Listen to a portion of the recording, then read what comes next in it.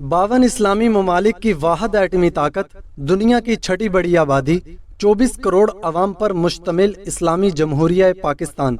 नाज़रीन गिरामी, आपने सुना मैंने क्या कहा? एक बार फिर दोहरा देता हूँ। 52 इस्लामी ममालिक की वाहिद एटमी ताकत, दुनिया की छठी बड़ी आबादी, 24 करोड़ अवाम पर मुश्तमिल इस्लामी जमहूरिया पाकिस्तान के सदर जनाब डॉक्टर आरिफ अलवी, जो कि supreme commander of armoured forces हैं, उन्होंने अपने एक ट्वीट में कहा, मैं अल्लाह को गवाह बनाकर कहता हूँ कि मैंने ऑफिशियल सीक्रेट तरमीमी बिल 2023 और पाकिस्तान आर्मी तरमीमी बिल 2023 पर दस्तखत नहीं किए, क्योंकि मैं इन कवानीन से मुत्तफिक नहीं था। मैंने अपने अमले से कहा कि वो बगैर दस्तखत शुदा बिलों को मुकर्ररा वक्त के अंदर वापस कर दें ताकि इन्हें गैर मुअस्सर बनाया जा सके। मैंने इनसे कई बार तस्दीक की कि आया वो वापस जा चुके हैं और मुझे यकीन दिलाया गया कि वो जा चुके हैं। ताहम मुझे आज पता चला कि मेरा अमला मेरी मर्जी और हुक्म के खिलाफ गया। अल्लाह सब जानता है, वो इंशाअल्लाह मुआफ कर देगा, लेकिन मैं इन लोगों से माफी मांगता हूँ जो इससे मुतासिर होंगे।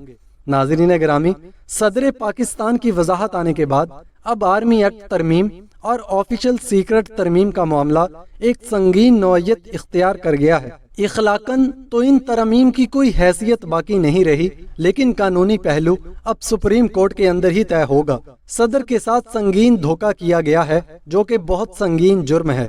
हालात संभलने के बजाय पेचीदा हुए जा रहे हैं। नाज़रीन गिरामी, जिस मुल्क का सदर लाचार हो, इस पर मुझे एक वाकया याद आया। अगर आपने ये वाकया न सुना तो कुछ भी न सुना।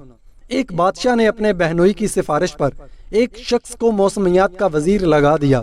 एक रोज बादशाह शिकार पर जाने लगा तो रवानगी से कबल अपने वजीर मौसमियात से मौसम का हाल अहवाल पूछा। वजीर ने कहा कि मौसम शिकार के लिए बड़ा साजगार है और शिकार के लिए अगले रोज तक मौसम इसी तरह साजगार रहेगा। बारिश वगैरह का तो दूर दूर तक कोई भी इम्कान नहीं।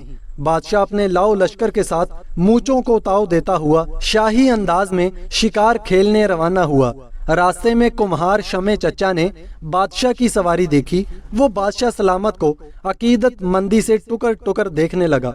कुम्हार शमे चचा ने बादशाह से कहा, हजूर आपका इकबाल बुलंद हो, आप इस खराब मौसम में कहाँ जा रहे हैं? बादशाह ने पहले तो शमे चचा को देखा, फिर मूंचों को ताव दिया, शिकार पे जा रहा हूँ हजूरे वाला, मौसम बड़ा खराब है और कुछ ही पल में शायद बारिश आने के इम्कानात हैं, आप अपना इरादा मुलतवी कर दें। बादशाह को कुमार शमे चचा की ये बात इतनी लगी कि घोड़े पर बैठे बैठे एक लात इसकी पसली में रसीद की। ऐ ओ मिट्टी के बर्तन बनाकर गधे पे लादने वाले उल्लू, तुम क्या जानो मौसम क्या होता है? मौसम समझने के लिए बहुत पढ़ाइयाँ करनी पड़ती हैं। मेरे वजीर ने बताया है कि मौसम बड़ा खुशगवार है और शिकार के लिए बहुत ही मौजू है, और तुम कह रहे हो कि बारिश होने वाली है। बादशाह ने एक मसाइब से कहा कि इस बेपरकी छोड़ने वाले कुम्हार को 4 जूतियां मारी जाएं। बादशाह के हुक्म पर अमल किया गया और शमे चचा को 4 जूतियां नगद मारकर बादशाह सलामत जंगल में दाखिल हो गया। अभी बस थोड़ी ही देर गुजरी थी कि घटा टोप बादल छा गए। एक आधा घंटा बादल कड़क के साथ गरज चमक का आगाज हुआ और फिर जी हाँ बारिश शुरू हुई। बारिश भी ऐसी कि अल्लाह की पनाह। बादो बारह हर तरफ कीचड़ और दल दल बन गए। बादशाह का शौक ही उतर गया शिकार का। जंगल पानी से जल थल हो गया।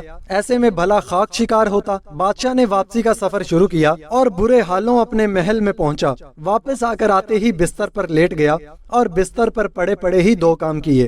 पहला काम ये कि वजीर मौसमियात को बरतरफ किया और दूसरा ये कि शमे चचा को दरबार में तलब किया। शमे चचा, हाय मैं मर गया, ओए माँ की हल्की हल्की आवाजें निकालता हुआ दरबार में पेश हुआ। बादशाह ने कुम्हार को खलत फाखरा अता की और कहा, ए अकल के मीनार इंसान, आज से तू हमारा वजीर मौसमियात है। कुमार शमे चचा ने जैसे ही ये सुना तो हाथ जोड़कर कहने लगा, हजूर कहाँ मैं जाहिल और अनपढ़ इंसान और कहाँ बादशाह की सल्तनत का वजीर होना। मुझे तो सिर्फ बर्तन बनाकर भट्टी में पकाने और अपने मशूम मियाँ के ऊपर लाद कर रखने के अलावा और कोई काम ही नहीं आता। मुझे तो मौसम के बारे में रत्ती भर का इल्म नहीं।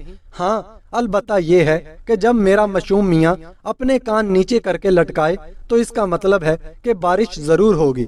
یہ میرا تجربہ ہے اور کبھی بھی مشوم میاں کی پیشن گوئی غلط نہیں ہوتی۔